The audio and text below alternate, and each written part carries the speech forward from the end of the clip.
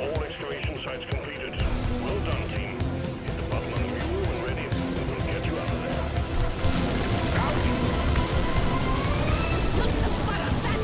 there. Season 6 is here. Aside from the unlockable stuff, there's a new mission type, new biome, and a couple new enemies. Those enemies are what I'm going to focus on here, starting with the more dramatic one, the Pitjaw. It's easier to see this thing if I take it into the sandbox here, and even more so if I clip down through the ground. They've got a fairly big 560 base HP, and they're large enemies, which means this scales up to 840 HP on 4-player Has 5. When you approach these antlion-esque things, they'll first twitch and growl at you. If you move away when this happens, they won't attack, but you do have to react fairly quickly if you hadn't already noticed it. If you don't, you're getting grabbed, and once you're grabbed, much like a leech, you'll be taking tons of damage. It won't actually kill you from full, but on max scaling it comes pretty close.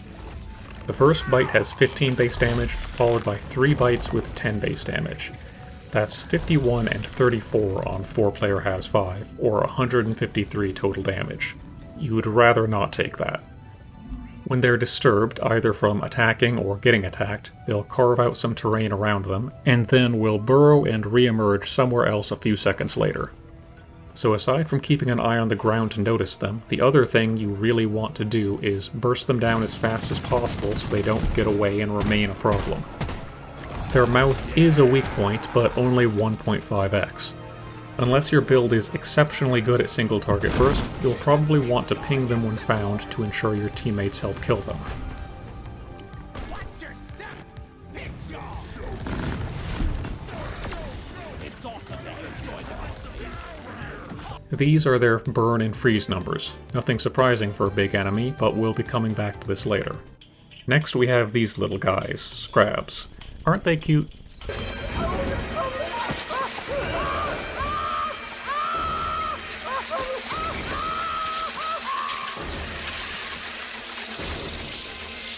They are unique in that they switch back and forth between flying and crawling. They've got 65 base HP, 78 on Has 5. Most of their body is unarmored, but the wing plates on their back are heavy armor plates with 75% damage reduction and 35 base armor HP. On Has 5, that's 42 armor health, because hazard health scaling does scale up plate HP like that. These plates cover the 3x weak point on their abdomen, and while it's possible to reach an on-paper nice breakpoint of popping the plate in one shot and then killing the bug in one more shot, with armor break AISE, that's not realistically going to be important, both because you're not normally going to be attacking these from that angle in an actual mission, and because killing them one at a time with direct damage isn't often terribly good. The weak point also is visible hanging down as they fly, and should be treated like just an occasional bonus rather than a key way to kill them. Also, unfortunately, this is another enemy where the shot that breaks armor with an armor mod doesn't get to do full damage to the weak point beneath.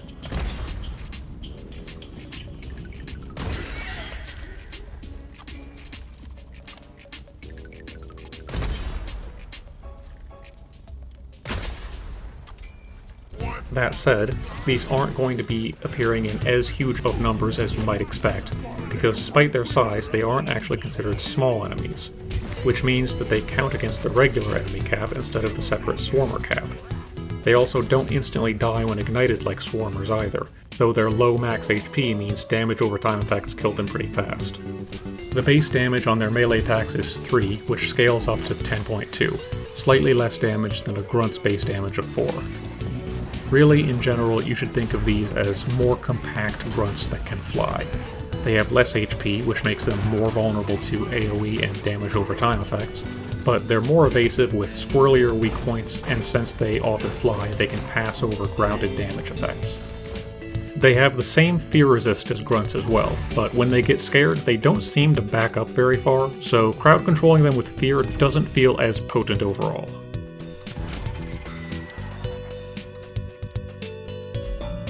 Lastly, here's their temp breakpoints. Harder to freeze than grunts, but that's because, as flying enemies, freezing them will kill them instantly. And that brings me to my ultimate point about both these enemies. Cryo Driller stocks are up, baby. We've got small bugs that are less vulnerable than normal against sticky flames or goo, and which insta-die when frozen, unlike grunts. And we've got big stationary bugs with not very good weak points that you want to kill quickly before they burrow away. And freezing them prevents the burrow and provides a lot of extra damage. Plus, they actually let go of grab dwarves when frozen. And what's more, being frozen doesn't actually disable their weak point. I suspect that one is going to get patched, but you can actually get both frozen and weak point damage bonus against rollers too. But those stay mobile when frozen, so I'd enjoy this interaction while it lasts. Cryo Scout is also viable against these, of course. Cryo Nades unsurprisingly freeze both in one throw, while Cryo Bolts and Minelets can both effectively freeze Pitjaws if you don't hit them directly and disturb them. Neither of these OCs are very good against Scrabs, though. It should also be said that NG's Breach Cutter Plasma Trail mod and the EPC's Persistent Plasma OC are ways to get non-grounded area denial, but again, Scrabs do not die as fast as actual small enemies, so you're not going to be insta-killing them with these fields like you can with jellies. Finally, we have to talk a little about the circumstances these spawn in. Obviously, these both spawn naturally in the new biome, but also they both have their own individual warnings. Scrab Nesting Grounds and Pitjaw Colony. Scrab Nesting Grounds introduces both Scrab spawns over time, kind of like Swarmageddon, and also places Scrab nests on the map, which will release Scrabs when you go near them. These nests also show up naturally in Ossuary. Ought to be taken pretty seriously. Pitjaw Colony lets Pitjaws spawn in as stationaries, of course, but it's having a bit of a timeout right now, and I'm pretty sure that's because it was bugged to spawn way too many of them. Here's a clip from a mission right after Season 6 launched, where traveling through one tunnel meant clearing 11 Pitjaws in a row. The Steam patch notes say it's removed as a forced warning and from assignments until it starts cooperating, so expect to see this one back with a much more reasonable spawn density in the future. And then there's the Bone Collector. This isn't actually an enemy, rather it's just what you follow for seasonal rewards, so there's not much to say about it, but I figure I should mention one thing. These aren't timed events, you don't need to rush them down. If you're getting attacked when you see one, you can just let it run away, then take your sweet time following the trail afterwards. There's a whole new mission, of course, but I'm sure you've all been playing that and it's pretty straightforward. I'm gonna go no-life it for a while now. Later.